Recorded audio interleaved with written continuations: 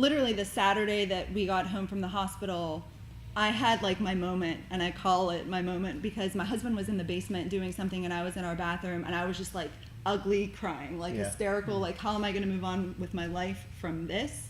And I had like just picked myself up off the ground, probably literally, and my husband came in, and like I said, it was a Saturday night, and he was like, what do you want to do?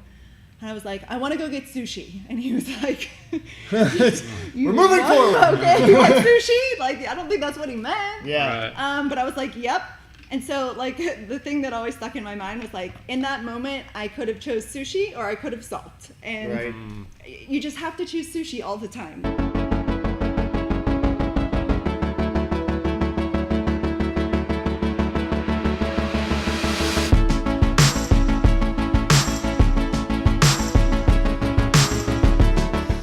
Good morning, everyone. This is Jared Baskin with Mark McCain, and you are listening to Triumph Every Day, where we discuss the journeys that shape the lives of our guests and how it brought them to where they are today.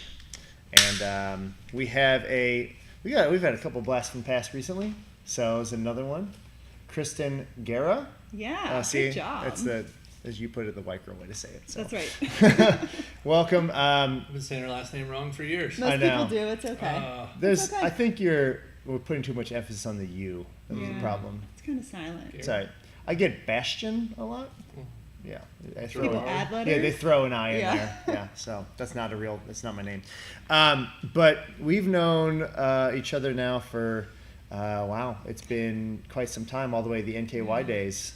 Gosh, like 7 or 8 7 years. or 8, yeah. Yeah. I mean, I think you were probably maybe even already there when I first started going there. I honestly remember judging you at Fight Gone Bad. Oh yeah. Like one of your first CrossFit workouts. I was like, I'm dying. I was like, you're fine, keep going. I'm dying. She's responsible for this. I know. It's your fault. All this is your fault. I just remember, I'm like, all I can do is taste blood and I can't breathe. It's that metallic. Yeah, it's so bad. And then watching Will Rivas, unhappy with his score, do it back to back. Oh yeah. He's like, I want 350. Yeah. I want 350. Gosh. And he took like 20-minute break and then did it again.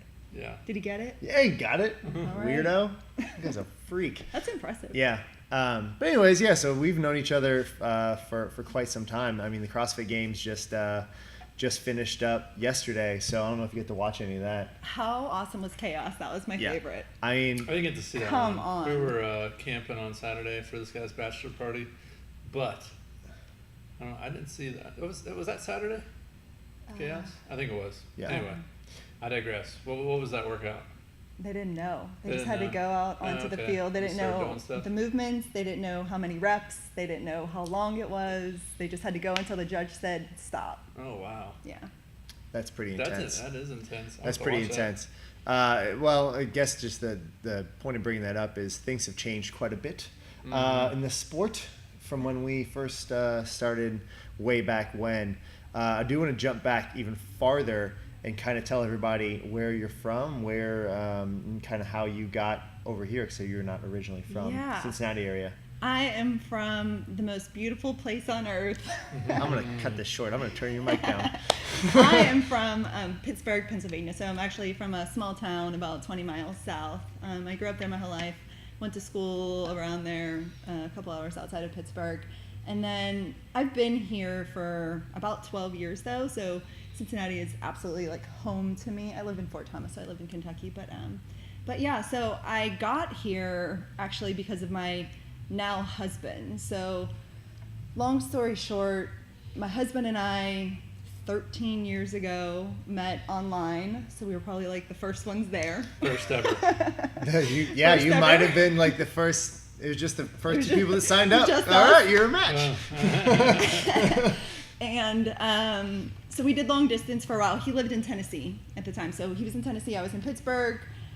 We did long distance for like a year, and we were like, all right, like something has to happen here. Either we're going to like stop talking to each other, or we're going to try to be a little bit more consistent. I think after a certain point in your life, you're like, all right, it's one or the other. It's like we're going to make this happen or we're not. Let's just call it what it is. I mean, I was like, I don't know, 20-something, 23, 24, something like that. And I didn't have anything to lose, right? So it was like, okay, let's go. Let's move to Cincinnati. I had no responsibilities. and we moved in together, and we realized later that when we had moved in together, we literally had never seen each other in person on a Wednesday. That's how few times we had like been together in person. Wow. That's a big leap. Yeah. But here we are. We've been married for, it'll be 9 years next month, and we have a 6-year-old little boy, and We were, fun. That's great. here's a fun blast from the past story. The very first gym, you remember the Health is Wealth guy? The what? The Health is Wealth guy, the guy used to ride his bike down the street. Oh, yes. I remember it was the first time you brought Santi to the gym, and he came in the gym and walked in the lobby, and I saw Kristin go into like attack mode. Oh, mama bear mode. Mama bear blocking the door. Like I actually think you said, "Come at me," like to basically Did you try say me. bro on the end? Yeah, Come at me, bro. basically said, "Try me," and Yeah. like that. I think he got arrested that day, but that was I actually saw him recently. He's still around. Saw him down at Braxton, trying to get people to buy beer for him. So yeah. That guy, anytime he just smelled like a straight brewery. Yeah. Yeah. Anytime. It's like, Yeah, whoa. all the time. So you guys move in together. I didn't know that. That's a pretty incredible. Looking back, you'd be like, why did we ever do that? I mean, our first 3 dates were in like 3 states and 2 countries or something. Like, Yeah, we just like, that's pretty amazing. yeah. That's pretty amazing. So you move up to Cincinnati, early 20s. What do you you said you have no responsibility. So where are you at kind of with your career-wise at that point? Yeah, so I I did a couple of things. I worked for a small marketing agency, and then about a year after living here, my husband was like, he worked at P&G, and he was like, why don't you apply? And I was like, yeah, conceptually that sounds great. P&G pretty much does not hire anybody directly out of school, whether it's MBA, undergrad, whatever it might be. But I gave it a shot, and in January I celebrated 10 years with P&G. Wow. Yeah, Wow. so That's awesome. Congrats. I don't know, I'm a unicorn, I guess. Yeah, one of the few. Yeah. So what do you do for P&G? I do call it marketing / insights work. So the team that I work on is super tiny, and we're kind of a fringe team that goes rogue and tries to like break things within the company. Yeah. Well, I mean, but that needs to be done. Yeah, it's awesome. Our work is a lot of fun. I say it really does need to be done because you have to be able to figure out holes in the game. Yes. You know, Yeah. but I can imagine that would be a good time. It's so fun. So you try to put P&G out of business. Is that that's dramatic? A but- little bit. I Oh, mean, wait. that's like a little bit dramatic because Yeah. like we are a team of 4 people, so that would be kind of hard. Right. But we work centrally, so we work across all brands, categories, countries, regions, and combinations of. And we kind of focus on innovation and advertising or communication, and just kind of help to disrupt things a bit. Yeah. That's interesting.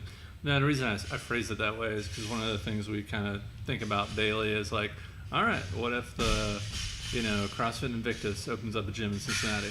Like, how do we stay on the cutting edge? Future-proof, yeah. Exactly. So we're constantly trying to audit so we're actually updating our policies right now to try to make them better. A couple years behind, but we're. But yeah, I was like reading about it. I'm like, basically, all these blogs are saying update your policies every like 2 to 3 years, and we're in year 5. You're fine. I haven't updated yet, so. But anyway, obviously we're a super small shop, so we're wearing a couple of different hats. It's not like we're just reviewing policies every day. But anyway, so that's kind of why I phrase it that way, and that's interesting to see one of the biggest companies in the world that have a team of people that try to Poke holes in their game. Exactly.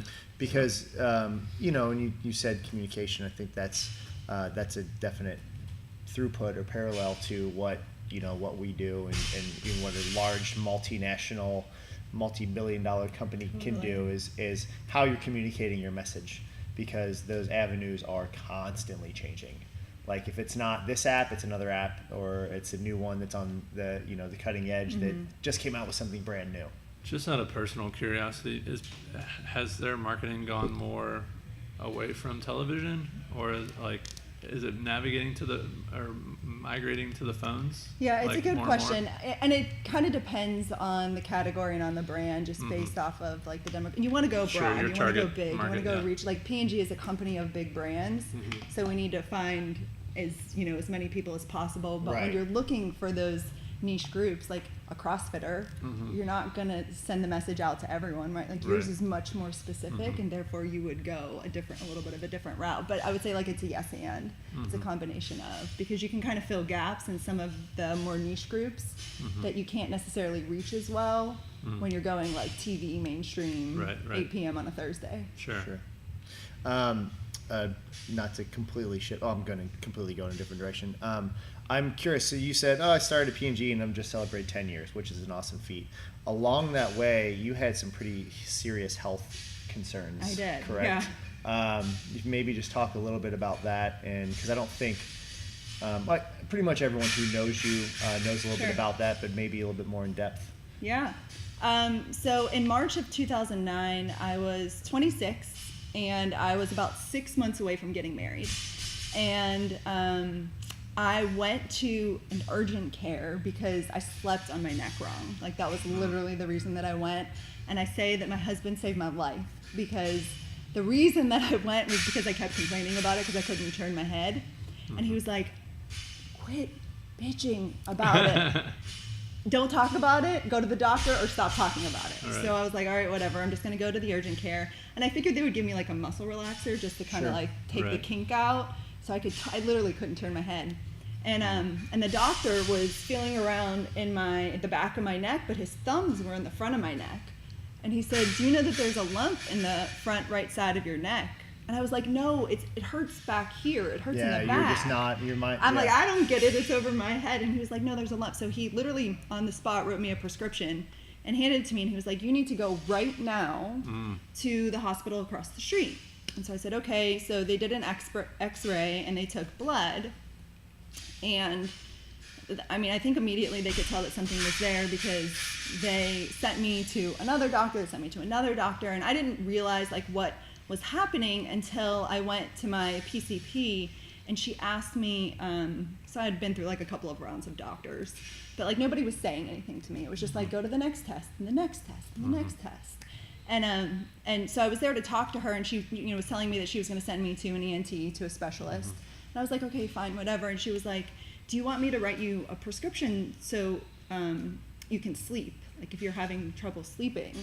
And I was like, why would I be having trouble sleeping? Like, and then I was like, oh, like I should be really worried about something. This is really serious. So I go to the ENT, and we were supposed to go out of town that weekend to go to Chicago for St. Patty's Day. So it was So you don't really know what's going on I yet. have no idea. No clue. So I go to see the ENT, and I'm like, we'll be back on Sunday, so anytime next week is good. And he was like, no, like you're having surgery tomorrow. And I was like, okay. This got real. Yeah, this got real. So I had surgery on Friday, March 13th, Friday the 13th. And on Saturday, March 14th, they diagnosed me with stage 2 Hodgkin's lymphoma, which is a form of blood cancer. So I was like, what? What? It's just a complete shock. Like I said, I was 26. I was about to get married, and I was just like, what? Is that a normal age for? No, I mean, I remember trying to get to why? What did I do? What could I have done differently? And a lot of the answers that I got were, it pretty much happens to like people that are the opposite of you. So I don't know. There's not really like, it's not genetics. It's not something like a choice that I made, or something that I did, or just cell phone radiation. Yeah, probably. Yeah. So, so have surgery, and then what's the next steps from there? Yeah, from there I did 4 months of chemo.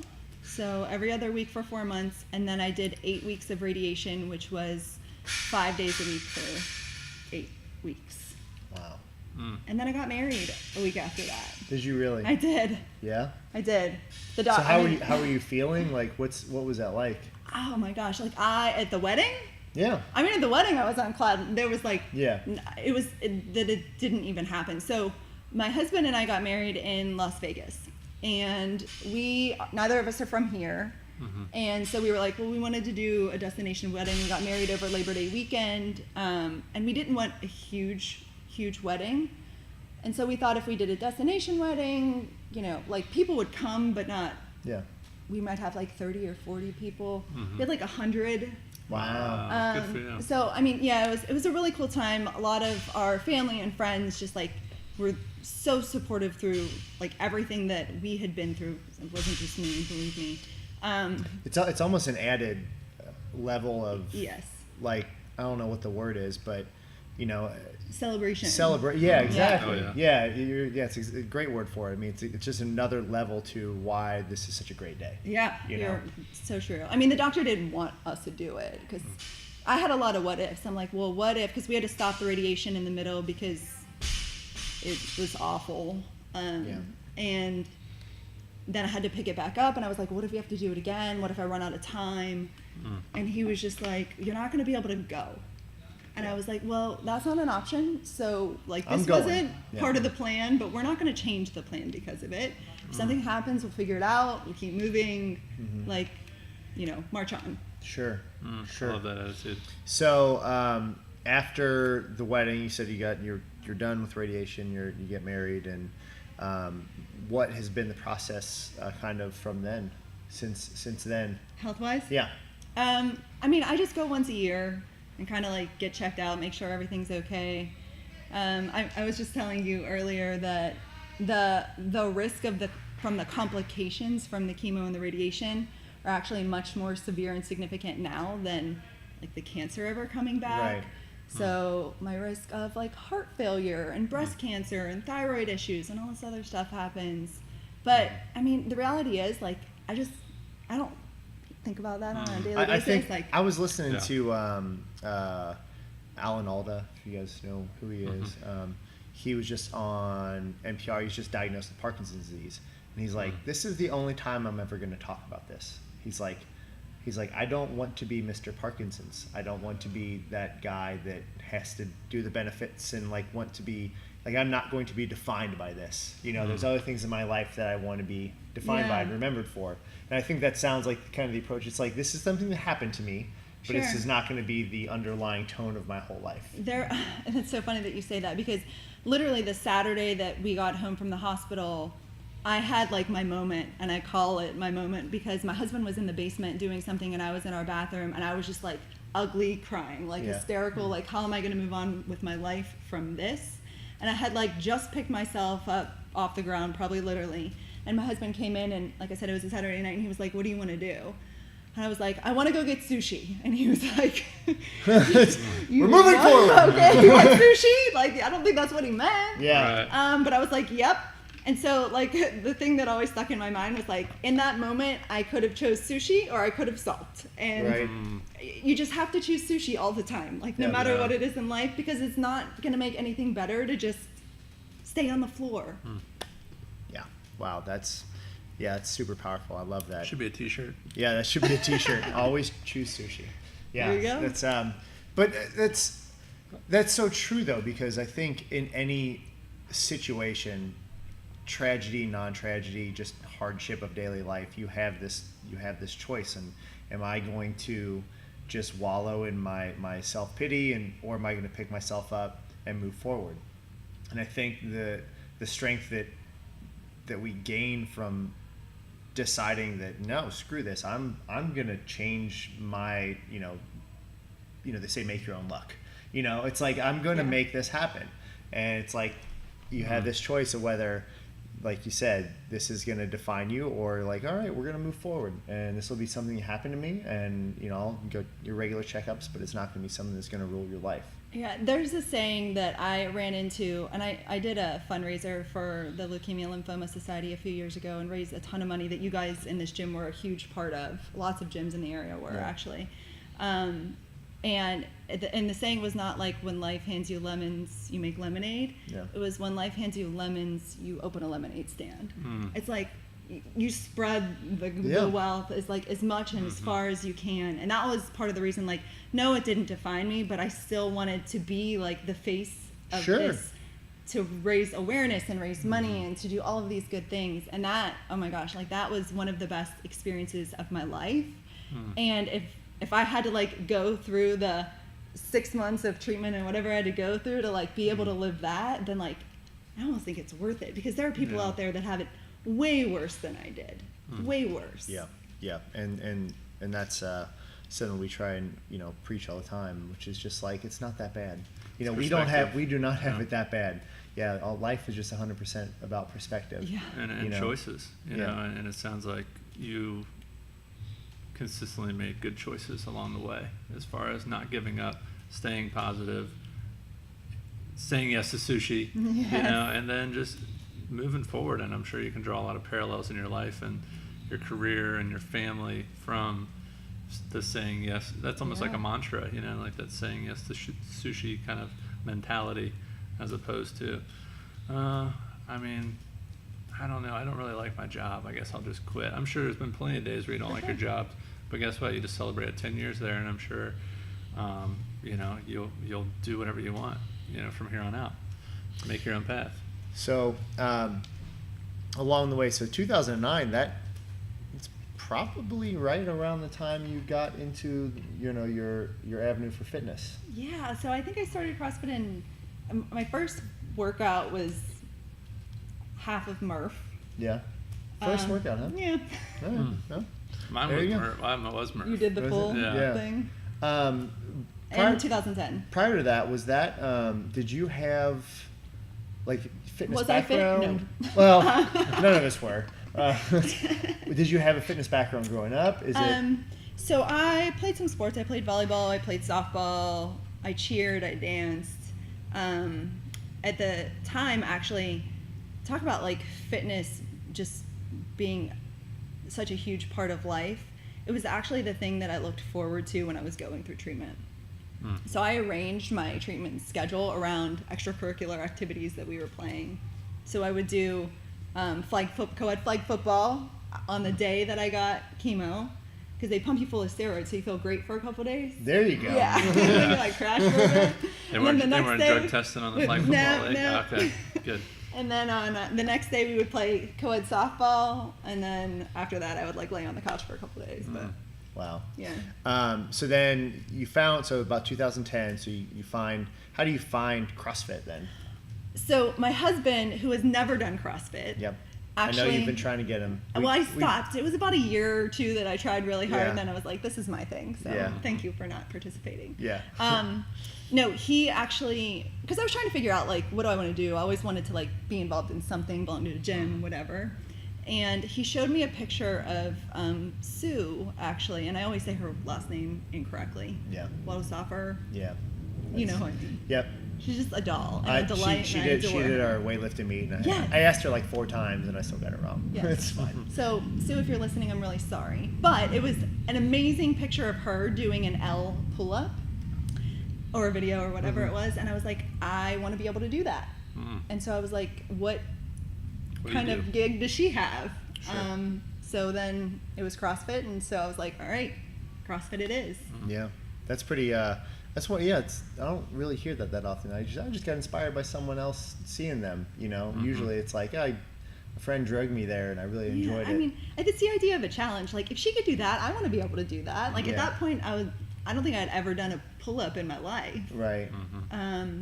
So it was just more of what needs to happen. Were you living at Fort Thomas at that point too? No, we were living in Florence. Florence, okay. Yeah. Yeah. So and that was again that kind of primordial ooze of where most of us who are still doing it kind of started, because there was only a couple choices back then. Yes. It was Not only that many three choices. So obviously a passion and a love for it kind of developed. I mean, because it's been 8 years now. And then a hate, and then a love. Yeah, exactly. Accurate. So what was it for you that you found that makes you want to stick with something for this long? I think it's honestly been all of the different seasons of CrossFit for me, to be honest. It took a long time for me to figure out what is the role of CrossFit in my life. Because I think in general, I don't necessarily want to do things that I can't win. Most people don't. That's a good it's really tough to take a step back and say, I'm not the best at this. I'm the same way. It was very difficult for me.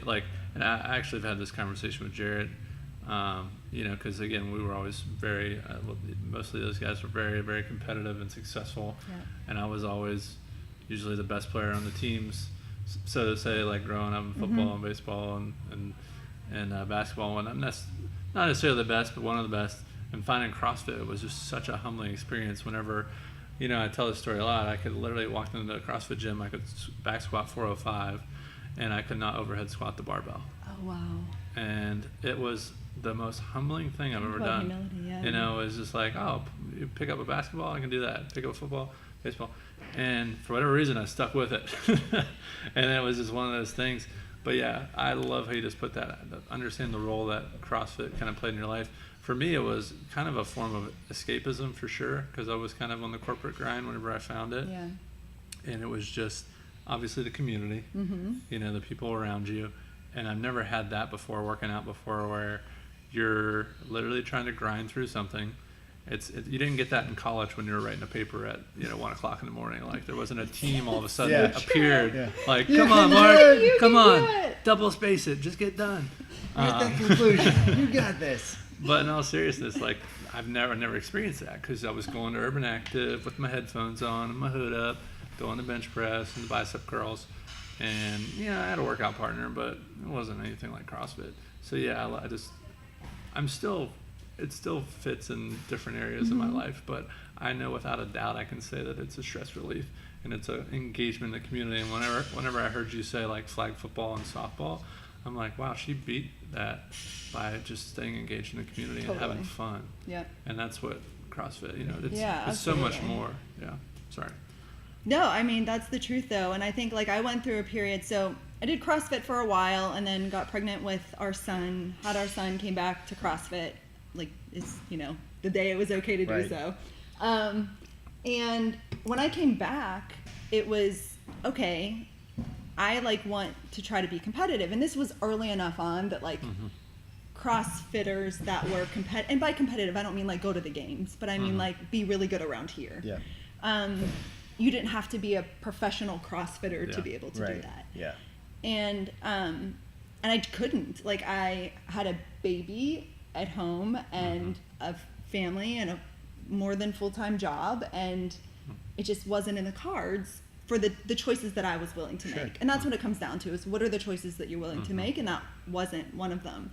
And so I had to pull myself away from the competition aspect of CrossFit very deliberately. And so no more local competitions, like no more open. Like it was, for probably 2 or 3 years, I don't know that I loved CrossFit. I did it because it was a good workout. Yeah, fitness-wise, yeah. And the community, like it's fun, my friends are here, but I don't know that I actually loved the sport of CrossFit. And then it wasn't until after that, until I got myself out of that, when I identified like what it really is the role of CrossFit in my life. Like the role is community, the role is a good workout, the role is trying new things and still seeing what's possible, but just on a different level. Your aha moment, your perspective, your your paradigm shift, as we're reading the book, where it's like starting to figure out that reason you may not have loved it at one point is actually what you enjoy about it now. Yes. And that's the big shift. And honestly, the same thing for me. It's like, this is not it's obviously a young man's game. I'm well past any prime that I may have ever possibly been in. Yeah. But I think your goals shift, and it's just like in life. Like all of a sudden your job that maybe you thought like, I want to be vice president of P&G. And then whenever you realize you're like, I'm 10 years in, I'm like, oh, I don't know, I might not be the vice president.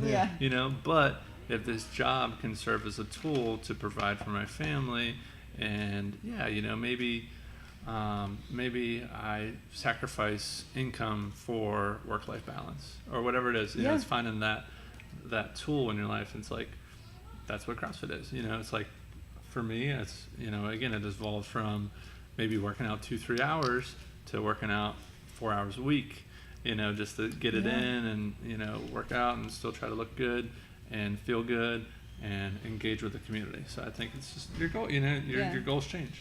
What, so did you take off your entire pregnancy?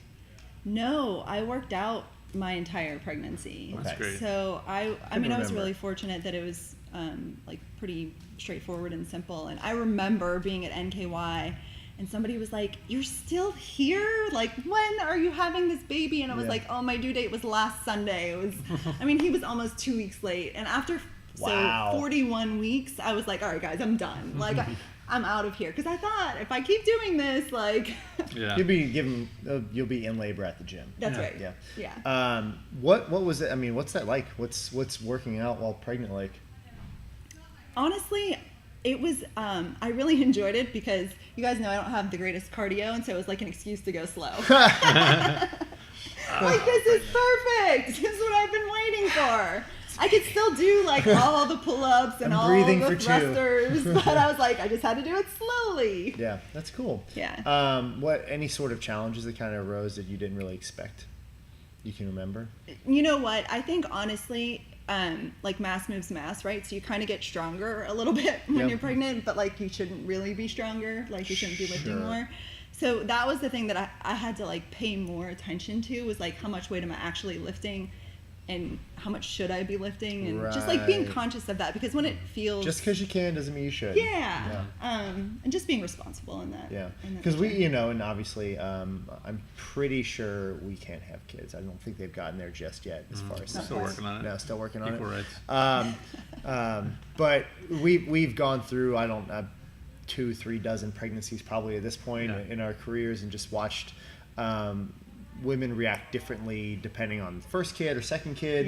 Yeah. We've been fortunate enough to see that. It's like, oh, you're on your third child with us. Like, yeah, it's pretty crazy. It's amazing.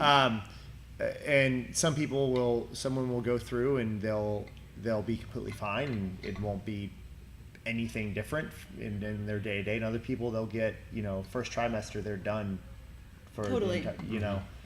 You know what? I worked on Pampers at the time at P&G, and they posted a picture of me doing pull-ups in a weighted vest at, like, I don't know, 8 months pregnant. Right. And it was like, what are you doing? Kind of like to Right. stay active or whatever. Right. And my husband still like posts this picture to this day because he thinks it's so cool. It's probably like the best picture of me ever. But there was a ton of backlash. I'm sure. Like people saying that it's irresponsible and all of these things that can Oh, yeah. happen. And what they don't know is like, I'd been doing that. It's not like you're 8 months pregnant and they're like, all right, lady, get up there. Yeah, seriously.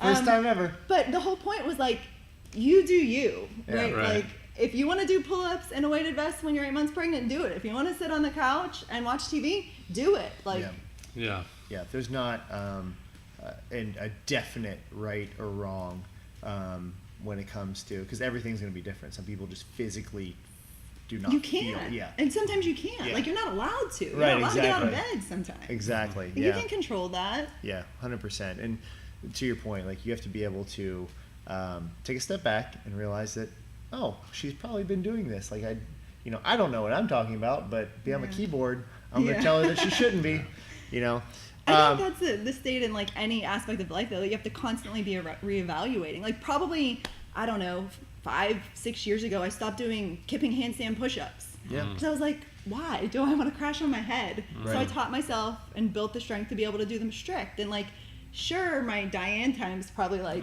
I don't know, 10 minutes or 8 minutes. I realized or that I something, don't ever but have to do Diane again.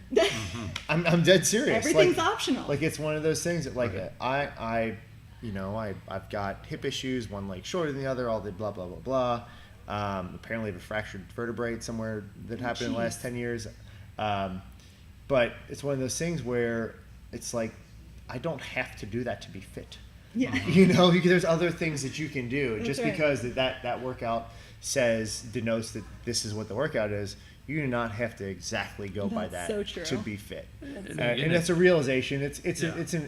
You figure that out as you get older. Yeah. But I think it's one of those things that as you progress and figure out yourself and figure out what your goals are, those things become less and less important. So now it's four. Son's 4. Is that right? He's 6. 6. That's yeah, 6. he'll That's be right. Sorry. 7 in October. It's crazy. I know. What's that like as far as having a job that is pretty demanding and having a family and still finding time for these extracurricular and fitness activities? Gosh, it's so fun. Is Like, it good? it It's is good. so It should fun. be. I just like don't want to do things that I don't enjoy, so I try not to. Like even if that's at work where like some things have to be a certain way, but I try not to, in any aspect of life. So if it's in the gym and it's like, I really hate this workout and I want to do something that I feel like is going to give me a better workout, to your point, then I do it. Yeah. And yeah, that's a great microcosm of life. yeah, That's awesome. And with my son, like, he is a ball of energy, and so this gives me some energy to kind of maintain and keep up with him. And right now it's like we can go out and ride bikes for 10 miles, or he's been into like rock climbing, wants to go rock climbing. Like, I can pretty much climb whatever, like watching kids climb. Like, I've been to Rock Quest and Climb Time. It's so frustrating watching like a 10-year-old just zip up. They're just spider monkeys up the wall, and I'm like, I get to the top and I'm like, oh man, my fear of heights is kicking. Yeah. Like, or obviously they're just made of rubber, so it doesn't matter. They can fall without a belay and be completely fine. But when does he get to see like ooh, mommy's doing all this crazy stuff? Oh, so is he like want to be a part of that? Yeah, so we do CrossFit Kids when he's not in, playing sports. So he is signed up for a few team sports, and if the schedules aren't conflicting, then we definitely send him, and he loves it. Like, when I did the meet here with y'all, that was it was so fun, by the way. Thanks. Oh my gosh, I had a blast. Good. Yeah. It's a lot of fun. I might do your next one, actually. That would be even more fun. Yeah. Yeah. But he watched the video, and it shows him like not only that I'm strong, but like that women are strong. Right. And I think that there's a really cool message behind that. Like, yeah, I can have a really cool job, and I can also try to be a really good mom and wife. I think those are things that I'm always like working on. And I can be strong and kind of have my own activities and my own things too, and we can still do this whole family thing together. And I think like that, to me, success is like trying new things all the time. And if I feel like if you constantly stay curious and you're always trying new things, then you're always learning, and you're learning new things, or you're learning things about yourself, or you're learning what works for your family. And like, that's the place that I want to be. Yeah. And equally as important, That's good stuff. equally as important, you're learning things that you don't like. That's right. Yeah. Like, you just truly don't know. It's the especially with kids, it's like, I don't like broccoli. Have you ever had it? No. I feel like that's what I feel like, honestly, that's what school should be. Yeah. For especially high school. Like, Yeah. let's get these kids like trying different things in like real world Practical applications. scenarios, and like see what they like. Yeah. And even at least at college, like, especially if you're like going undeclared or whatever it is, instead of taking all these crappy like core requirement, I'm not saying crappy, but like this BS like core requirement type stuff. Like, I don't need a freshman experience class. Get them into some practical application places. But that's to your point. Like, that's why I really like CrossFit. And again, it was a choice. Yeah. Like, after I was like, wow, I can't overhead squat the bar. I could have been like, well, screw this. I'm going to go back to doing what I'm really good at. Well, But with CrossFit, and that's real quick, that's why I love watching the CrossFit Games. Yeah. Because it's like, holy crap. They're walking on their hands now, up and down stairs and over parallel bar. Oh my so they're gosh. literally showing you all these like new stuff. It's, and guess what? You can still modify it. Constantly evolving. Constantly varied. Yeah, by definition. Literally. Yeah, Literally. by definition. There's a book called Mindset by Carol Dweck, which changed my life. Like, changed the way I live, changed the way I parent, changed the way I think about work. And it says exactly that. It's like you can have the growth mindset, which means your intelligence or your ability is not fixed. And so how good you can be at something is not determined by how good you are at it today. But the opposite of that is the fixed mindset, which says like, what I have is all I have. And so you're born with how smart you are. Your athletic ability is only determined by what you have at this point. And it's just like, they've done studies on kids that show that they coach kids with a growth mindset. And so they're coached to say that you tried hard and you worked hard and you had good effort. And when they do that, the kids will take more on. They're up for bigger challenges. They're open to trying new things because their identity becomes, I'm a hard worker. Yeah. And I'll try anything. Not that I'm talented at this one. Or I'm smart. Yeah, and so when your identity comes into question, when you're smart or talented, you're like, I don't know. I don't want to, It's abundance versus scarcity. Yeah. Yeah. I agree. Abundance mentality. No, that is very huge. And we're almost done with our book, so we're looking for another book to read. Oh, it's such an easy read, and it literally changed my life. That's awesome. We'll definitely check that I think out. that's the whole thing, just to not like understate. Books can change your life. You know, like it really is. I mean, like in a world where we're constantly scrolling through our phones, I think that's one of the most underrated things is just picking up a book or just having some quiet time. Because whenever you talk, like we've set goals like 5 different times. It's very rarely are you scrolling through and you're like, oh, this quote, that's my new goal. You know, it's usually just like hashtag relationship goals. That's the only one I see. Yeah, exactly. But it's true. I mean, you are. We're being conditioned to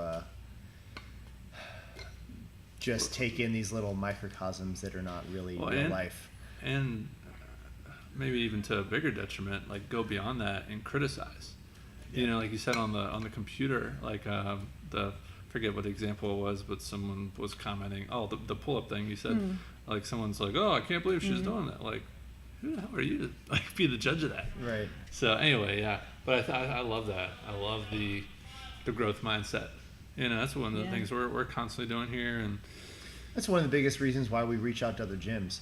Yeah. You know, it's just like, and I don't think maybe it's not by design. Maybe it's just our observation, but it's just like I feel like a lot of, especially CrossFit gym owners, are like, you know, it's like holding everything very close to the vest, and like we try and be as open of a book as possible. Oh my gosh. You know, and the first thing we say is we don't know everything.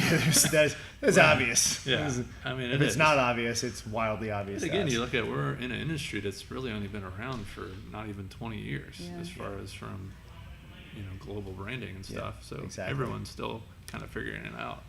But the point being is like if when we had Bree on here, her very first CrossFit experience was in D.C., Washington, D.C. And little did that guy know that the reason she's such a great member and such a great part of this community is because of what he did. So the opposite side of that is if she had a bad experience, she'd be here bashing CrossFit. Right. So it's like we have to be in this abundance mentality that we all benefit. We're ambassadors of the brand. Or we can all deter from each other's business. We really want to be able to promote what everyone does, because it's the better we all do, the better we all do. And that is so true, because one of the things that I was going to tell you guys was that as a marketing nerd, the brand that you guys are building is pretty incredible. And so it's one of my favorite things to see, just like not the growth of CrossFit, but the growth of the people that I know within CrossFit. To see the growth of coaches and to see the growth of your businesses and your brands, like that is amazing. To see the growth of like relationships and families, like even to hear Greg Glassman talk about CrossFit as not being a fitness brand but a health brand, and the direction that they're going with like all of the physicians, like Melanie Proctor's out there. We just had one of our physicians. Oh, really? She's gonna go. Yeah, she's heading out there. She's telling me about it the other day. I mean, what an incredible opportunity. Yeah. That's crazy. So amazing. We'll definitely have to have her on. High tides, all ships rise. That's one of the best ones. That's right. So that's good. I love it. So almost 10 years in CrossFit, 10 years of your job, 6-year-old. Like, what's next for you? So you've done the weightlifting meet. You've gotten your feet wet into a different sport. Kind of the same, but very different at the same time. It's different. So actually, the reason that I did the Olympic lifting meet with y'all a few months ago was because at the beginning of the year, we kind of did like some family goal setting type stuff, and that's great. I had to pick something that scared me, and that was my thing. So Olympic weightlifting meet was the thing. Your love that for the scared snatch. me. Yeah. Snatches. What I do not love is competing. I mean, I love competing, but not winning. Yeah. What I also realize that I do not love is Olympic lifting. Like, I love to do it in the context of CrossFit or once or twice a week in terms of strength training. But to do it 5 days a week with that level of volume, I was just like, no, I miss laying on the floor because I'm out of breath. Like I miss this. So the other thing that I learned in all of this was, to your point, I forget who said it, but CrossFit is the only time of day that my brain turns off. So I'm just like in survival mode, and I'm trying to get through the workout, and there's no thinking, I'm not thinking at all. And so that is like cathartic, and it's a release, and it's a meditation almost. Sure. And I feel refreshed after the workout. But walking away from, 2 hours of an Olympic lifting, like the training for it, and I'm mentally exhausted and physically exhausted. Like there's no peace in my mind because I'm thinking about all the cues and all, like I'm just like, wow, I'm crazy in there. Yeah, it's different. But I will say, and this is just on a personal note, that meditative kind of oneness, like within yourself, that is what weightlifting has become for me. It really has, because it is something that, there's a lot of visualization and, watching the lift in your mind before you actually do it, and taking the time to really calm yourself down before you go for a maximal attempt or whatever it is, has definitely, it's something that I really enjoy, that I actually don't feel like I get as much from CrossFit anymore. I use CrossFit as like this kind of tool, and it's almost like a check. Okay, I'm still there. I can still do that. Yes. Like I haven't lost that completely, but it's been I don't know, meditative I think is a really good word for it. I mean, there's days it's like it's very much like life, where some days you feel great and things are working smoothly, but then you pick up the bar and everything goes crap, and then vice versa, and it's like you just have to take the good with the bad, and know that in a lot of that training there's going to be a lot of bad days right in a row, and there'll be a good one here, two in there, and you just take them when they come. So you did a meet, and then what else? So honestly, I've been kind of going back to basics. Yeah.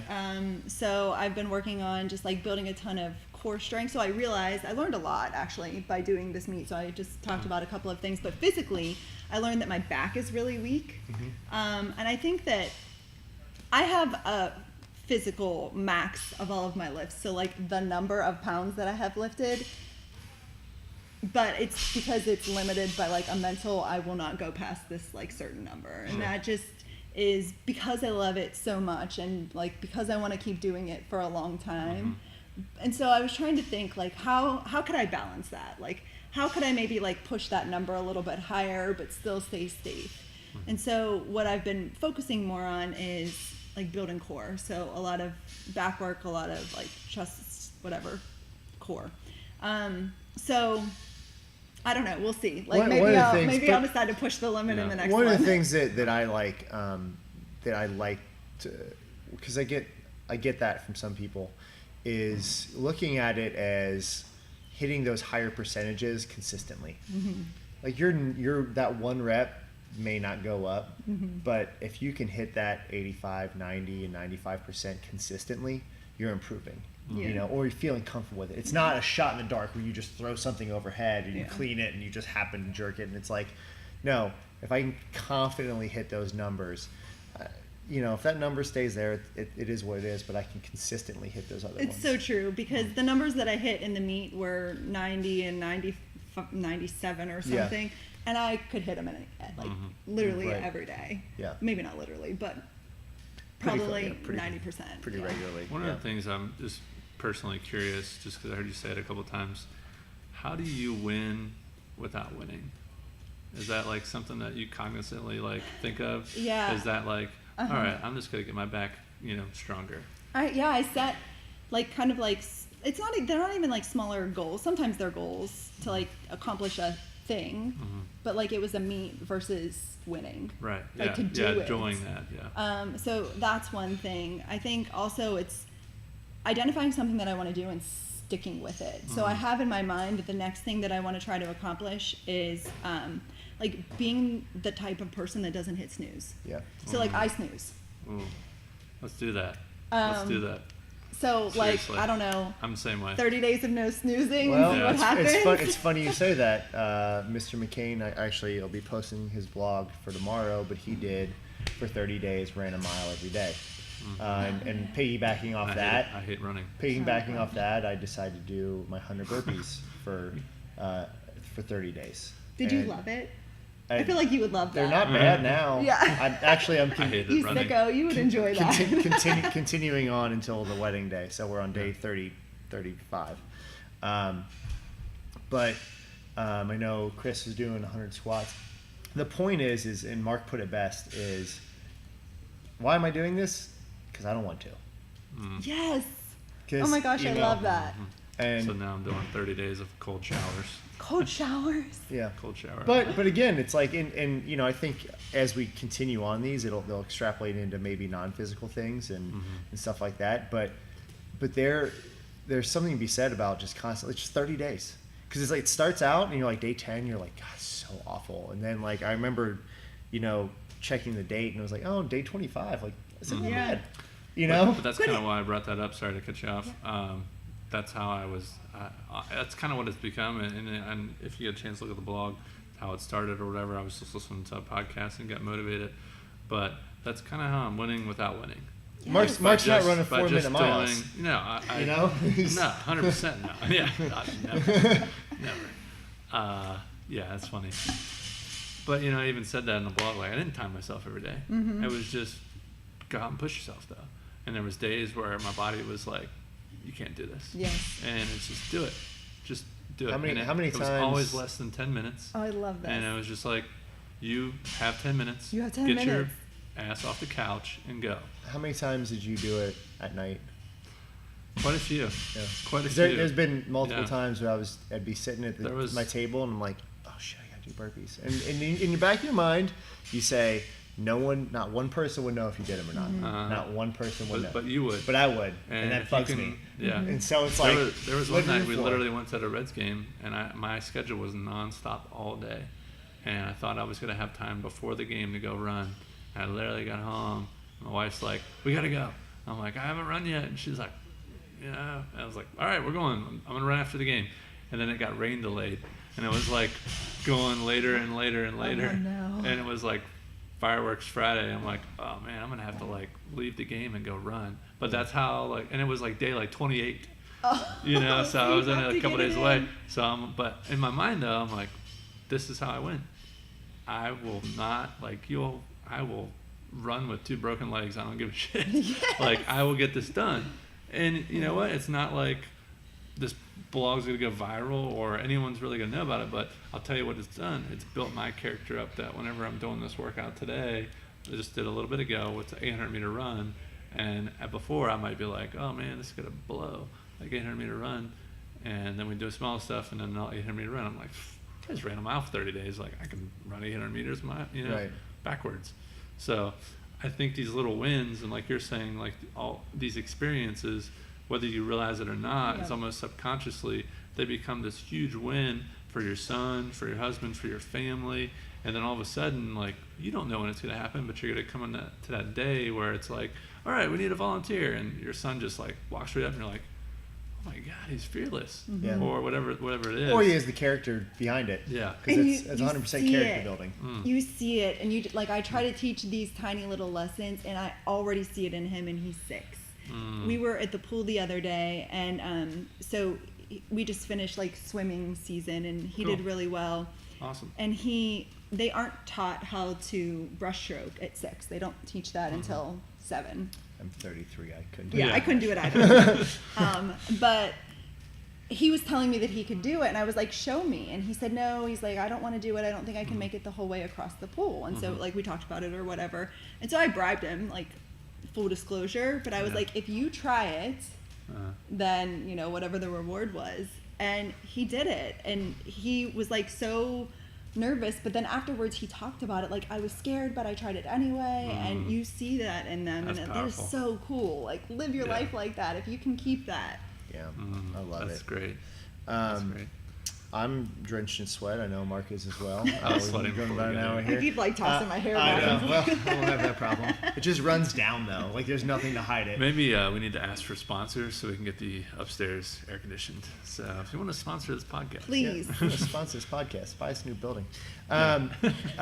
So we've kind of changed up the last question here, and you actually touched on it a little bit, and maybe just extrapolate on what your definition of success is. Oh, yeah, because it was fitness, right? It was fitness, yeah.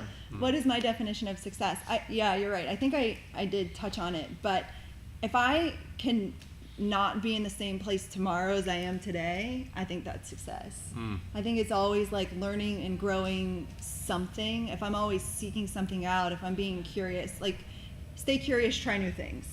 And that's what it comes down to for me. And that's kind of like been my mantra for me personally, and then also trying to instill that like in my family and in like our team at work and just like the people that are near me. And I feel like if I can get more and more and more of that, then like I said, like that's the zone that I want to live in. I love it. I love your energy. It's awesome. It's definitely infectious, I'll tell you that much. Oh, thanks. Get me all hyped up here. Well, thank you very much for Thank stopping you. This down. was so fun. It was great to catch up with Appreciate you it. guys. Absolutely. Thank you all for listening to Triumph Every Day. Make sure you subscribe on YouTube, iTunes, and everywhere your favorite podcasts are found. You can find us on triumphstrength.net, on Instagram at triumphstrength, and Facebook at facebook.com/triumphstrength. See you guys next week. Thanks.